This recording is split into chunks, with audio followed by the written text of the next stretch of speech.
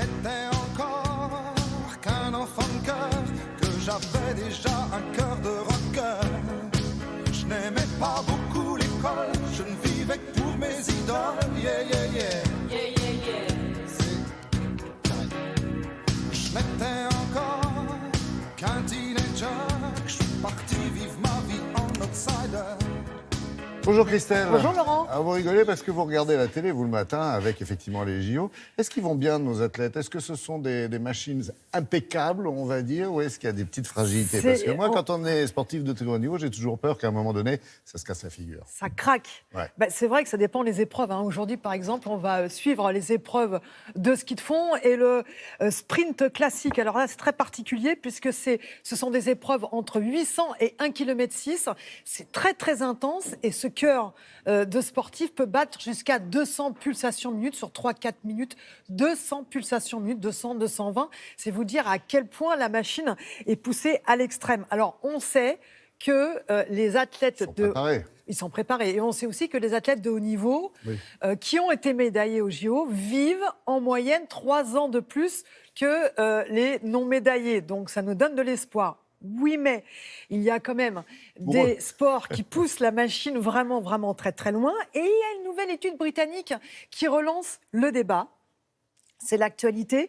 Eh bien, les chercheurs ont pu constater, en étudiant un groupe d'hommes de 40 ans, que ceux qui faisaient beaucoup de sport, alors là, pour le coup, ils faisaient beaucoup de sport tous les jours, une séance d'endurance d'au moins 1 heure et du marathon, du triathlon très régulièrement, eh bien, ils ont pu constater sur ces sportifs de haut niveau qu'ils avaient des plaques d'athérome dans le cœur, plus que chez les sédentaires.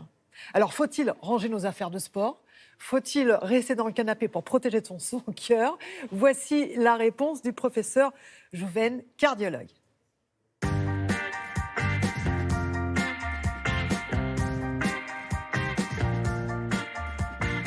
On avait fait justement récemment une étude sur la mortalité chez les sujets qui font du sport de très haut niveau. Puisque c'est ça le marqueur direct. Est-ce qu'ils meurent plus, oui ou non ? Après un marathon ou après un triathlon, on peut avoir une élévation un peu du potassium, des petites anomalies au niveau rénal, et il y aurait un peu plus de calcification coronaire. Bref, plein de petites anomalies qui font dire avec délectation à ceux qui font jamais de sport « Oh là là, regardez combien c'est dangereux de faire du sport, d'ailleurs j'ai bien raison de pas en faire ».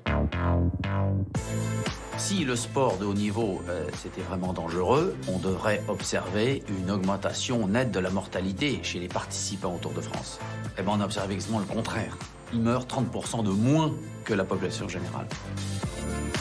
Le message principal, c'est que le sport est extrêmement bénéfique. Ça a une efficacité très importante dans la protection contre les maladies, notamment cardiovasculaires. Dans notre société, on ne fait pas assez de sport. Donc il faut vraiment encourager les gens à faire du sport. Après qu'il y ait des marqueurs, plein de marqueurs indirects, qui peuvent être perturbés quand on vient de faire un entraînement très poussé ou une compétition très... Bien sûr, c'est tout à fait normal.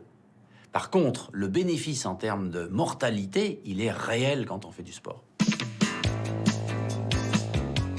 Le sport, il est bénéfique à la fois sur le plan physiologique et psychologique. Donc moi, je peux que encourager tout le monde à faire du sport autant que la personne le veut. Même les personnes âgées qui se mettent à une activité physique, donc même tardivement, eh bien, on observe un bénéfice, donc chez tout le monde, même chez eux. Ce qu'il faut pas non plus, c'est peut-être encourager les gens à faire beaucoup de sport et puis ensuite à s'arrêter pendant de nombreuses années parce qu'ils ont été dégoûtés, ils en ont trop fait.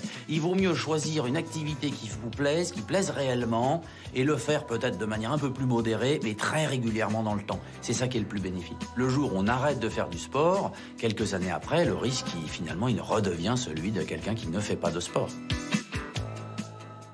Et les pulsations au repos. Donc, on parlait sur les épreuves de sprint classique, par exemple, que les sportifs de haut niveau montaient à 200 pulsations minutes. Mais au repos, le gain est réel, puisque au repos, les sportifs de haut niveau peuvent avoir 35 à 40 pulsations minutes. C'est-à-dire que le cœur bat très doucement et se préserve. Merci Christelle.